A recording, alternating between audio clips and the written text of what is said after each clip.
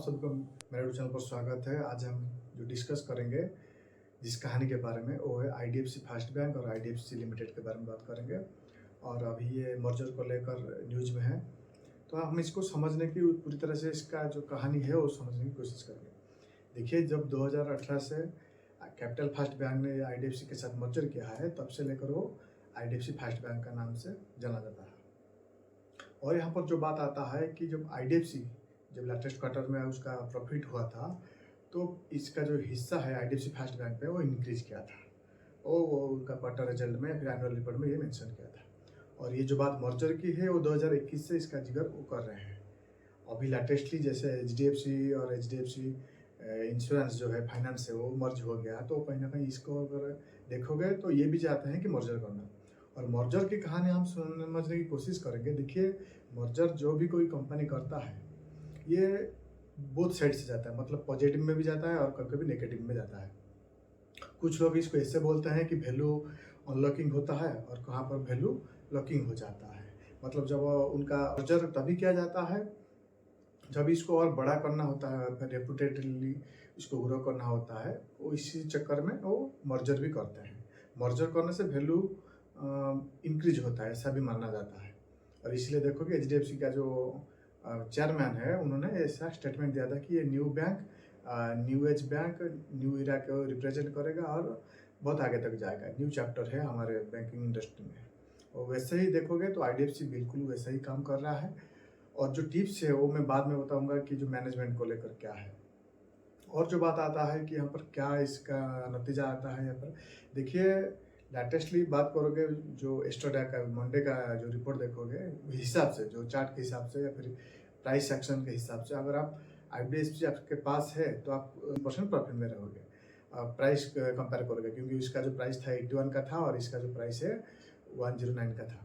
ये पहली बात आता है। दूसरी बात यहाँ पर दोस्तों यह आता है कि आगे जाकर ये क्या करेंगे। देखिए, ये इनका ये मानना है कि अगर कोई फंड रेंजिंग करना है आगे, या फिर कुछ उनका डाइवर्सिफाई करने के लिए या फिर ग्रोथ करने के लिए ये उनको मदद करेगा।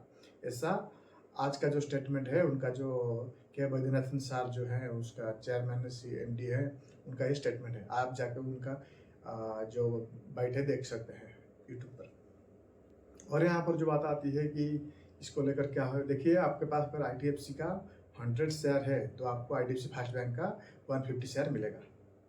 समझ रहे हो? तो कहीं ना कहीं जो आईडीएफसी फर्स्ट बैंक का शेयर है वो वैसा ही रहेगा, लेकिन आईडीएफसी यहाँ पर डिलिस्ट हो सकता है। वो जो एक सब कुछ मिलकर एक एंटिटी होना चाहते हैं, और यहाँ पर वो वैल्यू अनलॉकिंग की बात करते हैं और उनको लगता है कि अपॉर्चुनिटी बहुत है।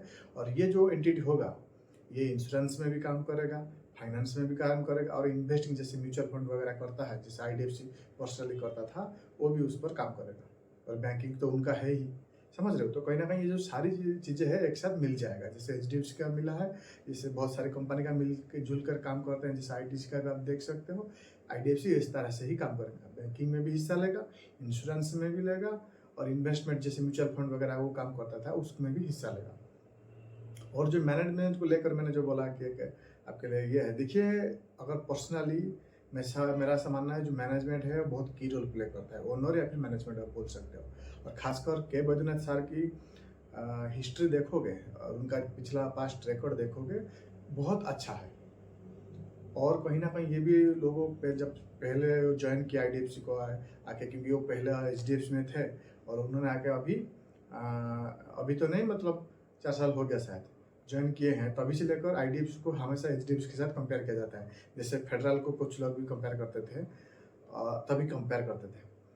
तो कहीं ना कहीं उनका जो रिकॉर्ड है या फिर रेपुटेशन है वो बहुत अच्छा है, और आप उनका यकीन कर सकते हो।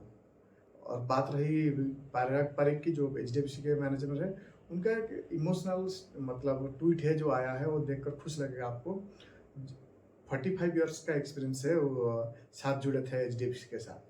कहीं ना कहीं ये जो उम्मीद है, लोग ये उम्मीद ही के वैद्यनाथ सर के से कर रहे हैं, तो कहीं ना कहीं ये एक खुशखबरी भी है, आप मान सकते हो। लेकिन हाँ, ये टाइम लगेगा, और जो वैल्यू की बात है उनको मदद मिलेगा, और ये बात सच है। मैं आप ये जो सारी बातें हैं उसका स्क्रीनशॉट आप डाल दूंगा, आप देख सकते हैं। थैंक्स फॉर वॉचिंग दोस्तों। चैनल में नए हो तो सब्सक्राइब कीजिए, दोस्तों शेयर कीजिए। मिलकर सीखते हैं फाइनेंशियल नॉलेज के बारे में, इन्वेस्टिंग के बारे में, लाइफ लेसन के बारे में। नमस्ते।